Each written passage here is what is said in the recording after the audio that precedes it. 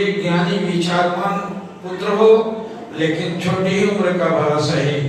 तो भगवान कहेंगे धर्म पर संकट है, मैं खुद आऊंगा पुत्र बन के। तो भगवान शंकर ही आए हो। तो शिवावतार थे, उनको काम करना था, छोटी उम्र तो मांगे ही थे वे। तो उनके उम्र कम थी, 16 साल की। उतने में इतना बड़ा काम करना था, तो दुनियादारी करते तो कैसे, तो 16 साल में तो बच्चा ही होता है। तो 8 साल की उम्र में, बचपन में कितने कितने चमत्कार दिखाए। और ब्राह्मणी के घर में भिक्षा मांगने गए, उसके घर में कुछ था नहीं, उसने आंवला दे दिया। एकादशी के पालन के लिए उसने आंवला रखा था। तो अपने पति से कहा कि हम लोग एकादशी का पालन करना है, एक ही आंवला है, घर में कुछ है नहीं। और आया है बटुक सन्यासी को लौटने नहीं देना है, उसने आंवला दिया। उन्होंने देखा, कहा माता और नहीं है कोई रोटी पानी देने के लिए, क्या दे रही है तुम? कहे कि बाबा मैं गरीब हूँ, मेरे पास एक ही है, मेरा पुण्य किया है मैंने, तुम बटुक हो इसलिए मेरा धर्म न जाए, इसलिए इसको ले लो, भी पालन करने के लिए रखा था। तेरे पास कुछ नहीं इसके अलावा? कहा कि कुछ नहीं है, मैं निर्धन हूँ। उन्होंने लक्ष्मी का की स्तुति की है हाथ जोड़ के, हे लक्ष्मी प्रसन्न हो जा, इतने धर्मात्मा ये ब्राह्मण दंपति को धन दे दे। और लेके लौटे हैं, तब तक से उनके घर में उनके पति थे, वो आग छप्पर से सोने के आंवला गिरने लगा, टपटप टपटप। देख ये क्या ये क्या ये क्या? वो दौड़ के गई, देखे तब तक देखा कि इतनी ढेर लग गई आंवले की, सोने के आंवले। उसने कहा कि ये क्या हुआ? कहा कि पता नहीं, वो आया था लड़का, कुछ प्रार्थना किया है। कहा देखो देखो देखो, तब तक ये अदृश्य हो गए। ऐसे ऐसे कितने कितने चमत्कार हुए। तो 8 साल की उम्र में नर्मदा में स्नान करने गए थे। तो अब देखे कि माता विधवा हो चुकी थी, इनके प्रति अथाह प्रेम था, उसको छोड़ नहीं रही थी, और रहे एकदम उदास बैठे रहे चुपचाप। अब उनको तो अपना प्रोजेक्ट ख्याल आता था, वो तो जागृत आत्मा थे वे। तो चुपचाप आंख मूंदे रहे। तो जब जोरे कहे कि तो कुछ बोलता हंसता क्यों नहीं, क्या करता है तुम? कहने के सन्यास सन्यास सन्यास। बेटा क्या किया? मुंह को रोका उसने, खबरदार मैं मर जाऊंगी मैं ऐसे आगे बात निकाला तो चुप हो जाए। माँ की ममता एक तरफ देखे, उनको अपना काम याद आ रहा था। तब तक स्नान करने के लिए गए तो उन्होंने संकल्प से एक मगरमच्छ को पैदा किया, और मगरमच्छ ने उनके पांव ऐसे दांत से पकड़े और चिल्ला रहे हैं, खून निकल आया ऊपर पानी के ऊपर। माँ माँ माँ, उधर हाथ माँ पकड़ी हुई है और खींचे जा रही है, वो खींच रहा है। कहा कि कहता है कि तुम्हारी माँ सन्यासी बनने के लिए छोड़ेगी, तब तो मैं जान छोड़ूंगा, नहीं तो आज घसीट दूंगा। माँ ने कहा बेटा मैं छोड़ दूंगी, जान तो बच जाएगी तेरी। कह दो मगर देवता से, फट से छूट गए। घायल हुआ जाके किया, और 2-4 दिन के बाद कहे कि अब सन्यासी बनने के लिए आ गया थे। फिर कहे कि अब कौन पकड़ने आ रहा है, अब तुम्हें नहीं जाने देती तुमको। तब रात में सोए हुए थे, स्वप्न में देखे कि त्रिशूल लेके उसके छाती में लगाए हुए भगवान शंकर। वो एकदम हाथ जोड़ बैठी, कहा कि मेरे बेटे को मार रहे हैं क्यों बाबा? कहा कि मुझसे काम लेना है, तुमने वादा किया था कि सन्यासी बनने के लिए छोड़ दूंगी, अभी दे देता। उसी रात में उन्होंने कहा जा तू, और उस माँ को रुला के आए। अंत में रोने लगी तो उन्होंने भेद खोला कि माता मुझे थोड़े दिन रहना और बहुत काम करने के लिए मैं आया हूँ। तो माँ अपनी इच्छा अंतिम वक्त तक बोलेगी जा तो अपना काम कर, लेकिन मेरी मृत्यु के समय में आ जाना। तो भगवान शंकराचार्य अब वो 13 वर्ष की उम्र में, कि वो 13-12 पुत्र के थे, और मंडल में से को परास्त किया है 72 वर्ष के पंडित को। क्या क्या बड़ी कथाएं हैं उनकी। और चारों शिष्य जो थे उनके दादा की उम्र के थे, और ये छोटे 13 साल के सन्यासी बालक और उनको नीचे बैठा के उपदेश करते थे वे। तो उन्होंने इतना बड़ा काम किया तो अभी काम बहुत रह गया था। तो काशी में घूम रहे थे, पूरा चारों तरफ घूम घूम के देश भर में उन्होंने हिंदू धर्म पर बहुत ज्यादा विघटन आ गया था, बहुत सारी विधर्म घुस गया था, जिसको परास्त करते थे और सबको शिष्य बनाते चलते थे। एकदम बेखबर कर दिया हिंदुस्तान के इस छोर से उस छोर तक से। फिर अंत में अभी काम बाकी रह गया। तो काशी में भगवान शंकराचार्य ने उनको दर्शन, शंकर ने विश्वनाथ ने दर्शन दिया कि अभी काम बाकी है तुम्हें। तो 16 से 32 वर्ष की आयु दी गई और वही 32 वर्षों में उन्होंने धर्म की स्थापना की। तो ये कह रहा था मैं, तो छोटी वर्ष की उम्र में ही बड़े बड़े सारे सन्यासी हो गए। ये कह रहा था कि बस खूबी इतनी थी कि छोटी वर्ष की उम्र में लोगों को कुछ और धुन होता है, मैं ये बनूंगा, मैं ये बनूंगा, मैं वो बनूंगा। संसार को पकड़ने को मन करता है और जिसको यहाँ बिठा के आप माला पहना रहे थे और वो उधर से मुंह मोड़ के सतगुरु के चरण पकड़ने के लिए धूम लगी, खैंचातानी बहुत चली समाज के साथ में। बालक ही था, लोग पगला करार दिए और नहीं माना मन। उनकी कृपा से, उनकी प्रेरणा से भाग भाग के आता था और पकड़ के कॉलेज भेजते थे। किसी किसी तरह से खैंचातानी करके बड़े ऊंचे कक्षा तक से पढ़ाया उन्होंने। साथी से कहते थे कि ये पागल है, मैं कहता था मेरी तो नौकरी लगी हुई है, ऐसे छोड़ूंगा जाके ज्वाइन कर लूंगा। वो कह रहे कि कौन नौकरी लगी है इसकी, सब जगह लोग अपॉइंटमेंट के लिए पेपर ढूंढते थे और मैं भाग उनके चरणों में गया। तो ये कहता था कि शिव निर्माल्य तो बना ही लिया उन्होंने, अपने चरणों पर चढ़ा लिया, यही उनकी कृपा थी। अब क्यों छूना उन्होंने ये तो वे जाने। और उन्होंने अपना काम लिया, अपने आप को ढूंढ के यही देखता हुआ ऐसे मौकों पर, कारण कि ऐसा ऐसा जन्मदिन अभी 4 आश्रमों में मनाया जा चुका है, 2-4 जगह और मनाएंगे लोग। तो ये ढूंढता हूं मैं बैठ के, क्या खासियत है तेरे को ऐसे करते हैं। तो सदगुरु ने जिस काम के लिए चुना था, तूने किया उस काम को पूरा। तो काम तो अधूरा ही रहता है, पूरा नहीं करता है कोई आदमी। इसलिए प्यास बनी की बनी रहती है और बनी ही रहे सो अच्छा है। कि अब कुछ और कर लेता, कहते हैं कि ये शुक्र हक अदा होएगी न एक जुमा से, अगर है तौफीक तो हर दिल में जुमा पैदा कर। जिस सदगुरु ने तुम्हें खड़ा किया, जिन्होंने कुछ समझा जरूर दिया, संसार को उन्हीं आंखों से सभी देखते हैं और मैं भी देखता हूं। एक महापुरुष ने अपने चेहरे से कहा कि जिसने भगवान को जाना उसके लिए दुनिया बदल जाएगी। कहा दुनिया कैसे बदल जाएगी, सारे भगवत दर्शन किए, बहुत सारे महापुरुष हुए, तो दुनिया तो जैसी है वैसी ही दिखाई पड़ती है। कहा क्या बदल जाती है। तो गुरु जी ने कहा, बाहर बैठे हुए थे, कहा कि मेरे सिरहाने एक डिबिया रखी हुई है और उसको उठा के ले आओ। अंधेरा कमरा था। जब वो गया तो चिल्ला के भागा। कहा कि महाराज, कहा कि हुआ क्या। कहा कि वह नाग बैठा हुआ है सिरहाने, इतना बड़ा फन लिया हुआ, काला नाग, एकदम जान कांपता हुआ आया हो। कहा कि अभी तो उठ के आया हूँ, नाग कहां से घुस गया उसके अंदर में। कहा हमारे बैठा है, बिल्कुल काला है।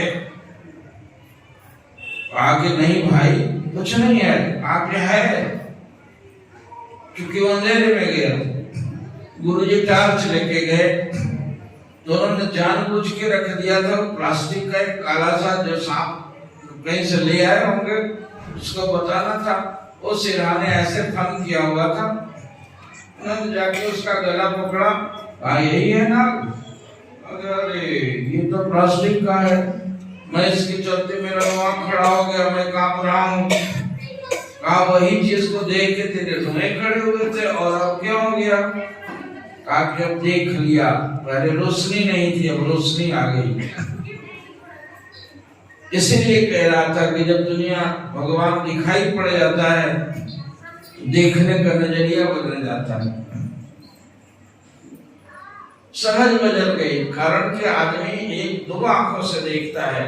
एक ये आंख है जो आप लोग इसको रिपेयर करते रहते हैं, एक भीतर की आंख जो है जो वहां से मिलती है, और वो आंख ब्लंट पड़ी हुई है। संसार की सोहबत के चलते वो अंधी आंख हो गई है, और उसी को जागृत करने के लिए साधना बताई जाती है, जिसको हमारे योग दर्शन में एक थर्ड आई कहते हैं। यहाँ है दोनों के बीच में, जिसको भीतर का हमारा मानसिक संरचना जो है, जिसमें हम ज्यादा जीते रहते हैं, शरीर से ज्यादा भीतर वाले मन के संचालन से, और वो यहाँ स्थिर करने से, इसको उजागर करने से एक दृष्टि डेवलप करती है अंदर में। और उसी आंख को जगाने के लिए योग का सारा है।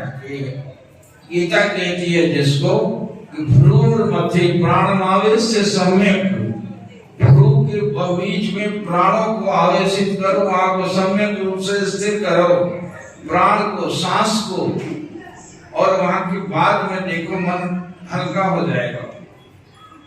आंखों की पुतलियों से आदमी के मन का बड़ा संबंध है। आदमी को पहचानना हो यदि, तो आप उसकी आंख को देखिए। कौवा की आंख कैसी होगी? ऐसे करते रहता है। उसी कागवृत्ति के यदि आदमी भी होते हैं जो चंचल भीतर से, तो बैठे हैं ऐसे, आंखें उनकी हिलकी रहती है, और जोगियों की आंखें स्थिर हो जाती हैं धीरे धीरे। पुतलियों से मन का बड़ा संबंध है, और उसको ही उजागर करने के लिए योग कहते हैं कि ये योगस चित्तवृत्ति निरोध, ये चित्त की वृत्तियां जो एक्सट्रोवर्ट हैं उनको निरोध करना ही योग कहलाता है। आज योगा योगा करके जो कहते हैं वो शरीर के मरोड़ने को योग नहीं कहते, ये तो एक तरह का कसरत है। वह योग है कि चित्त की वृत्तियों का निरोध करना, जो बाहर है उनको भीतर की ओर कर देना, और वह दृष्टि जागृत हो जाएगी। संसार को देखने की एक नजरिया बदल जाएगा। और ये सारा हमारा आध्यात्मिक ज्ञान जो है उसी पर डिपेंड करता है। घुमा के चार तरीके से भगवान, ये स्वामी विवेकानंद कहते हैं कि human being is potentially divine. और तो डिविनिटी कहाँ गई? फ्रस्ट्रेशन में क्यों है? तो इसको चार तरीके से, योग से, ज्ञान से, भक्ति से, या निष्काम सेवा से, चार तरीके से इसको पकड़ा जाता है। तो उसको भीतर को इंट्रोवर्ट किया जाता है, योग भी करता है उसमें, और ज्ञान भी है जो वेद वगैरह में जो ज्ञान की भूमिका है उसमें स्थिर किया जाता है। और एक डिवोशन जो गोपियों ने किया, भक्ति, वो करती थी काम घर की, और मन था श्याम में, करते कर्म करे विधि नाना, और मन राखे जय कृपा निधाना। वो भक्ति के आचार्यों ने, उससे भी उनकी चित्तवृत्ति का निरोध हो गया। गोपियों ने जो चीज को पाया कृष्ण तत्व को, वह योगी योग से पाया, ज्ञानी ज्ञान से पाया। और निष्काम सेवा जो हमारे बड़े बड़े उच्च कोटि के नेता लोगों ने भी किया, कि सेवा सेल्फलेस हो गए, कोई मुझे रिटर्न नहीं चाहिए, मुझे मानव मात्र की सेवा करनी है, मुझे देश की सेवा करनी है। और उस सेवा से अपना घर छोड़ देते हैं, परिवार छोड़ देते हैं, सुख छोड़ देते हैं, अपना मान छोड़ देते हैं, तो उनको भी वही एकाग्रता प्राप्त होती है जो उन 3 रास्तों से प्राप्त होती है। तो इस तरीके से उसी को कंट्रोल करने के लिए दृष्टि जागृत की जाती है अंदर में, ये आध्यात्मिक साइंस बताता है। तो मैं अपनी जगह पर आऊं कि सदगुरु के चरणों में गया, बेशक उनके चरणों में। और मैं बार बार कहा करता हूं कि खासकर गुरुदेव मेरे आचार्य प्रणाली में भी मैंने घुमा जहां लोग वेद पढ़ाते हैं। उन्होंने बैठा के कोई वेद नहीं पढ़ाया, उन्होंने योग भी नहीं सिखाया। उन्होंने सिखाया क्या और जीवन में सीखा उनके पास रह के मुझे सबसे ज्यादा उत्तम लगता है। मैं अपने लोगों को ही बताता हूं कि अपने बड़े जो हैं जिस तरीके से बड़े हैं, बड़े ज्ञानवृद्ध भी होते हैं, वयोवृद्ध भी होते हैं, और घर में कम से कम 3 बड़े जो हैं, जो माता पिता और गुरु, इनके चरणों में जिसको बैठना आ जाएगा उसके अंदर में बहुत सारे सद्गुण बिना प्रयास के आ जाएंगे। और आज के इस सभ्यता ने, इस आधुनिकता ने ये तीनों में बाधा डाल दी है, जिसकी वजह से सब कुछ होते हुए भी आदमी गुणहीन हो जा रहा है। आदमी को डर लगेगा जिसको बैठना उठना क्या विधाता छीन। ये आज की पढ़ाई का सबसे बड़ा डिमेरिट मैं देखता हूं, ये प्रणाम का शिष्टाचार छूट गया, बड़े छोटे का लिहाज छूट गया, अदब करना छूट गया। इसलिए जो जिस रूप में कोई बड़ा है उसके चरणों में बैठे आदमी केवल शिष्टाचार होके तो बहुत सारी चीजें अपने आप आने लगती हैं। मुझे घूमने के क्रम में, हिमालय भ्रमण के क्रम में एक महात्मा मिले थे, तो बेशक मुझे देखकर लग ही जाता है कि पढ़ा लिखा भी है, ऐसा भी लगता है कि त्यागी है, विरक्त है, जो भी समझाओ। बड़े बूढ़े महात्मा थे, जटाजूट थे वे। तो उन्होंने यही कहा, मेरे प्रणाम करने के तरीके से, प्रणाम तो आजकल ऐसे भी किया जाता है। मैं 2 लोगों को जाता हूँ, कभी और गिफ्ट देने बुला लेते हैं शादियों में, तो अब चूंकि वो ताज पहनता है, वो दुल्हा लोग झुकेगा तो ताज गिर जाएगा। ऐसा लड़का जो इतने छोटे से देखा, उसकी शादी में बड़े शौक से गए, हमें गिफ्ट देने के लिए गाली आज है, तो वो प्रणाम कैसे करे, और भी उसकी पत्नी है, वहां अपमान ऐसे करता है। हमने कहा ये बताओ, और इसको आशीर्वाद दें, किससे आशीर्वाद लें हम? और सिंहासन पर बैठा हुआ वो चुके पर 4 पांव छूने में शर्म। अब ये चल पड़ा, मैंने तो पेपर में एक बार पढ़ा हुआ था, मैं एक बार बोलता भी हूँ कि घड़े में गर्मी के दिनों में पानी भरा देता है और उसके ऊपर में ढक्कन लगता है, दोनों खरीद के घड़ा ढक्कन साथ साथ आता है। तो लोग जाते ही हैं, स्वाभाविक है, तो उसमें लेके गए और गिलास में डाल दिया, बड़े घर भर के लोग पिए जा रहे हैं। तो एक दिन ढक्कन ने शिकायत की कि भाई जन्मा था तुम्हारे साथ ही, तुम्हारे घर में हम तुम साथ ही जन्मे थे, तो जितने लोग तुम्हारे पास आते हैं सबको तो ठंडा कर देते हो, और मैं तेरे साथ ही जन्मा हूं, मैं सूखा का सूखा क्यों? तो घड़े ने जवाब दिया कि जो लोग मेरे सामने आते हैं वो झुक के आते हैं, और तू जन्मा तो साथ में लेकिन मेरे सिर पर चढ़ा रहता है, इसलिए सूखा के सूखा रहता है, झुकना नहीं आता। और सदगुरु ने झुकना सिखाया।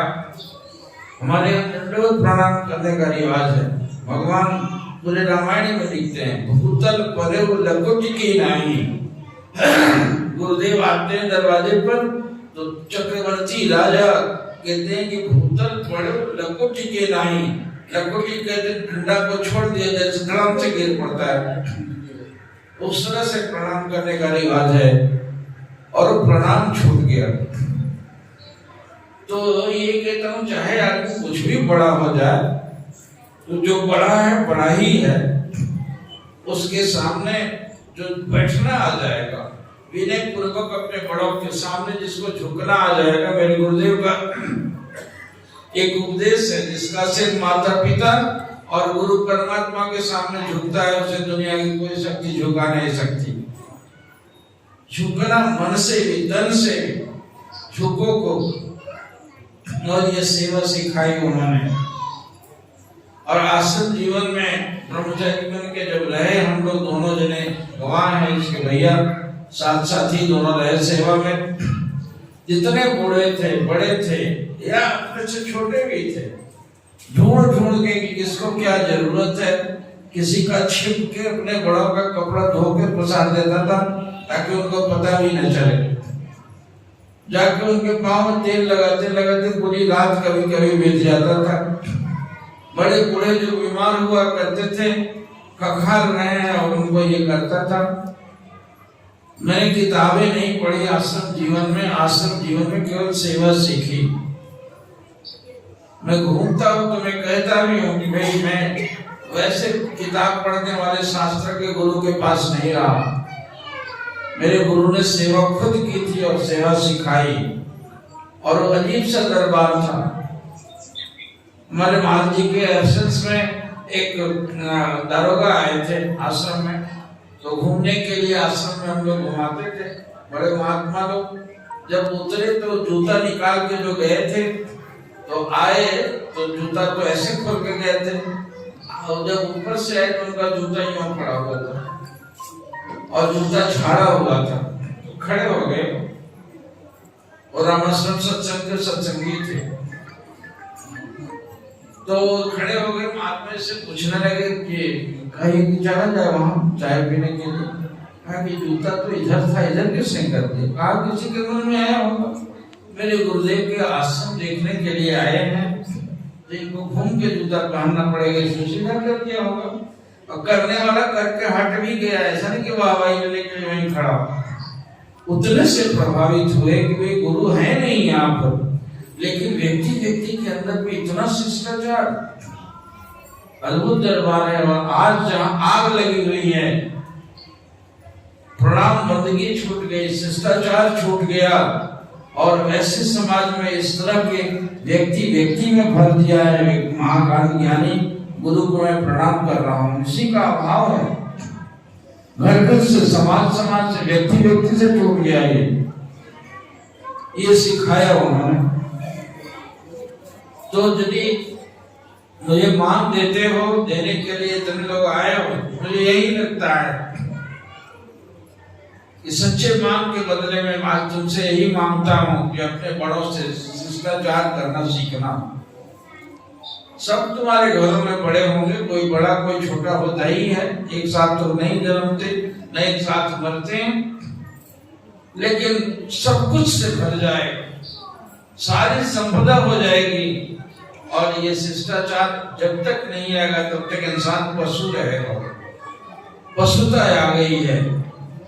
आज लोगों को खाने का अच्छा साधन है, पहनने का अच्छा साधन है।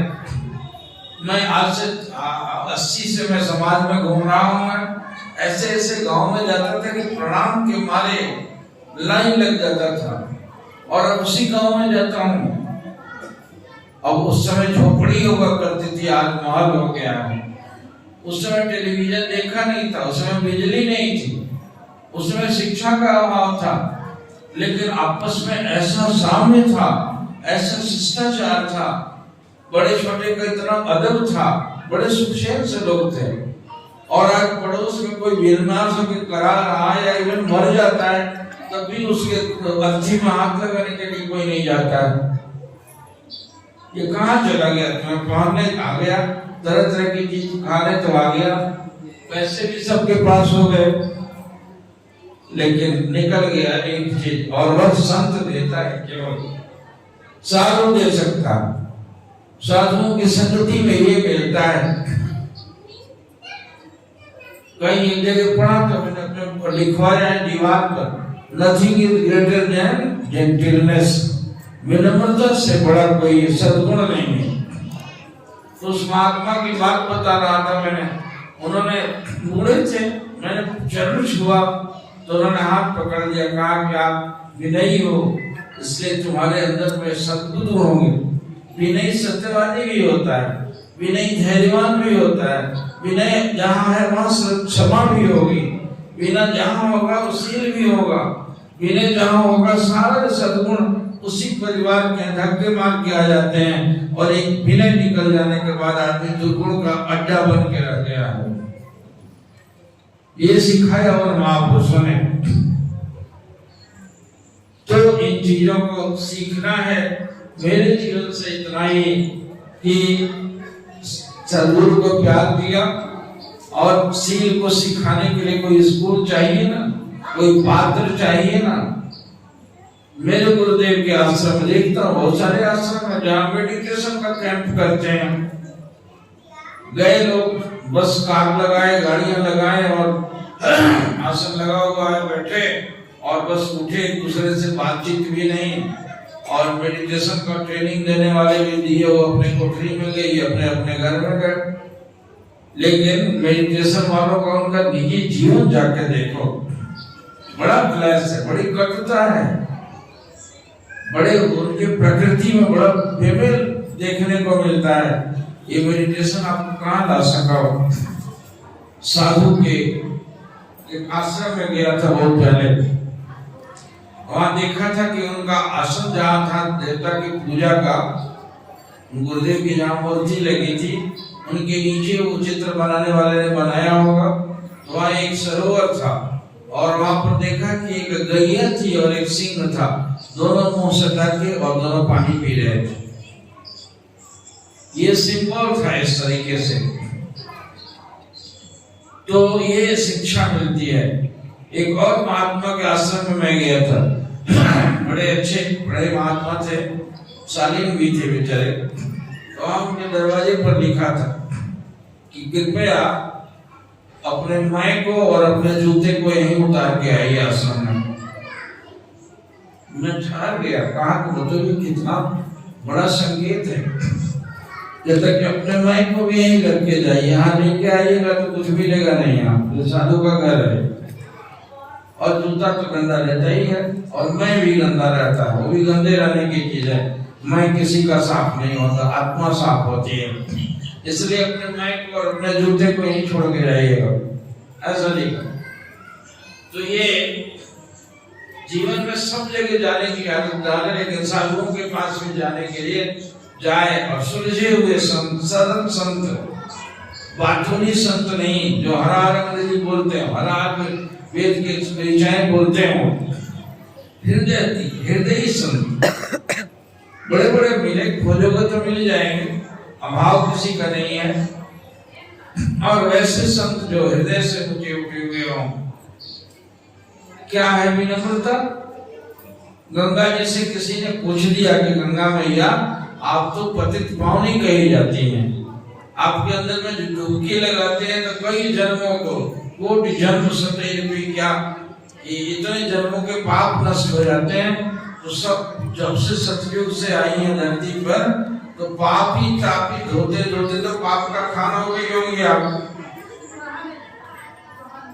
कितना भी बहुत ज्यादा पानी है आपने, तब भी सतयुग कब था तो सारे पापियों का पाप उतर के तो आप तो गंदगी के खान बन गए हैं।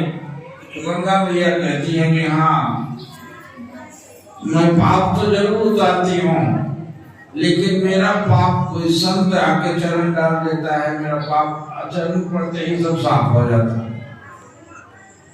कारण कि संत चरणों की महिमा इतनी गाई हुई है, उनके चरण के स्पर्श से मैं साफ भी हो जाती हूँ, उसके साथ के साथ हूँ। तो साधु कहते हैं कि माता बड़ी है, माता कहती है संत बड़े हैं, इसको बड़ापन कहते हैं। मैं कहता हूँ आप बड़े अच्छे हैं, आप कहते हैं आप बड़े अच्छे हैं। और ये तो कहते हैं कि ये झुकते वही हैं जिनमें कुछ जान होती है और अकड़ तो मुर्दे की पहचान होती है। तो इसको छोड़ना संत सिखाता है, और अपने गुरुओं के सामने, अपने बड़ों के सामने विनम्र होकर बैठना जिससे आता है, उसके अंदर में बहुत अभाव के बीच में भी वो धनी है। और यदि वह छिन गया है तो सब संपन्नता भी बेकार है। जैसे सुंदर नारी की नाक कटी हो, सब संपन्नता के बीच में क्लेश, कलह, विद्वेष, घृणा पनप रही है। परिवार में, समाज में सब लड़े इसलिए रहे कि विनम्रता खत्म हो गई और संतों का संस्कार लेना छोड़ दिया लोगों ने। इसलिए विनम्र बनिए, यही सबसे प्रार्थना है। और इस बंदे को मान देने के साथ साथ मैं भी, भगवान गुरुदेव मेरे मालिक साक्षी हैं, उनके चरणों में प्रार्थना करता हूँ आप सबके अंदर में विनम्रता आए, सील आए, शिष्टाचार आए, सद्भाव से आप भरे रहें परस्पर सबके प्रति, और आपका जीवन एकदम स्निग्ध और चिकना हो जाए। और जिसको सिंबल बना के आपने बैठाया है उसके लिए भी यदि शरीर का थोड़ा दिन बचा है वह पल भी उनकी सेवा में और अच्छी बातों को कहने सुनने के लायक ये बना रहे। यही इसके जीवन की सरल सार्थकता है और यही इसके बड़प्पन का एकमात्र रहस्य है, राज है।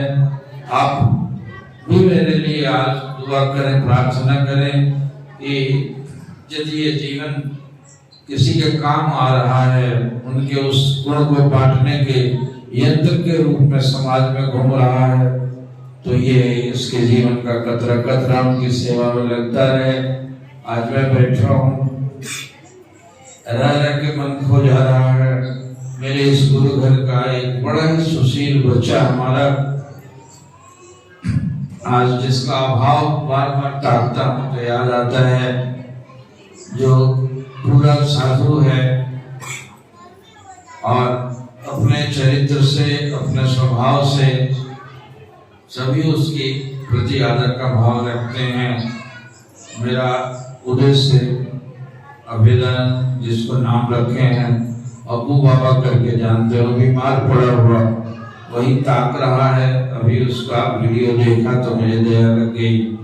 1 महीने से किसी रोग से ग्रस्त होकर बनारस में है, आज उसकी याद आ रही है। आप सब थोड़ा एक श्वास आप उसके स्वास्थ्य के लिए गुरुदेव प्रभु से प्रार्थना करें कि वो शीघ्र ठीक होकर आ जाए हमारे बीच में। और इसी खुशी के साथ में आप आगे भी आए और ये पाठशाला इस तरह गुलजार होती है। महाराज ने जिस संदेश को देने के लिए संतों ने इसकी स्थापना की है, वैसे प्रकार आगे भी जन समाज के बीच में उनके संदेशों को बांटने का माध्यम बनता रहे। ये आपके लिए हृदय से शुभकामना और आशीर्वाद की अर्पित करता हूँ उनके चरणों में। आपके खुशी के लिए भी, सबके स्नेह सद्भाव के लिए मैं प्रार्थना करता हूँ प्रभु से कि आप सुखी गुरु घर का प्रसाद ग्रहण करके अपनी अंतरात्मा को पवित्र करके यहाँ से अपने घरों को जाए और गुरुदेव का प्रसाद ग्रहण करें। बस इतना ही। बोले दयालु सद्गुरुदेव भगवान की जय। विनती बोलो, प्रभु मेरे जीवन को जीवन बना दो, प्रभु मेरे जीवन को जीवन बना दो। जगत जाल का मन से झगड़ा मिटा दो, जगत जाल का मन से झगड़ा मिटा दो। बहुत पी चुके वासना विष के प्याले,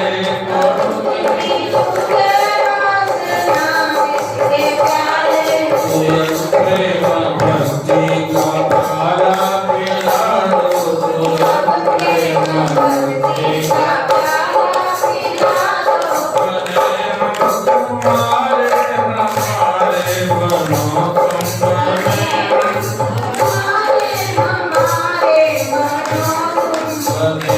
जिस तरह समानक बना दो, बने जिस तरह समानक बना दो। बड़ी बीच भव सिंधु में मेरी नैया, बड़ी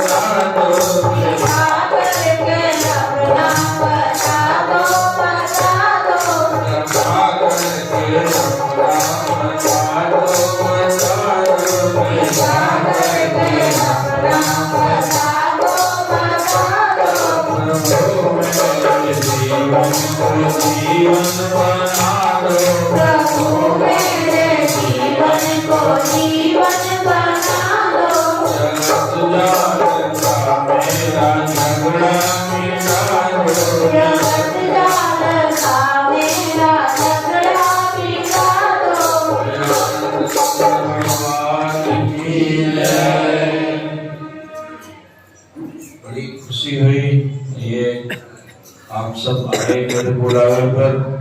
हमारे इतने सुशील जिनकी चर्चा में कर रहा था, अरे डॉक्टर सहाय आँख के बहुत बड़े डॉक्टर, और हमारे बुलावे पर इतनी रात में आ गए हैं यहाँ। और ऐसे ही इनके अस्पताल का नाम मुझे याद आया, मातृ प्रेरणा रखा है इन्होंने। मैंने पूछा है इनसे कि इसका इस तरह से नामकरण क्यों किया गया, तो उन्होंने कहा कि मेरी माँ मुझे, मैं आँख के बहुत बड़े डॉक्टर हैं, तो ये कहती थी कि तुम्हारा अपना हॉस्पिटल कब होगा। तो बहुत बड़ा हॉस्पिटल बनाया उन्होंने, उसका नाम ही रखा है मातृ प्रेरणा आई हॉस्पिटल। माँ की प्रेरणा से मैंने अस्पताल बनाया है। बड़े मातृ भक्त हैं और सुशील बहुत हैं, इसलिए आप आए हैं। भगवान आपको सुयश ने और इसी तरह से आप आते रहे यहाँ।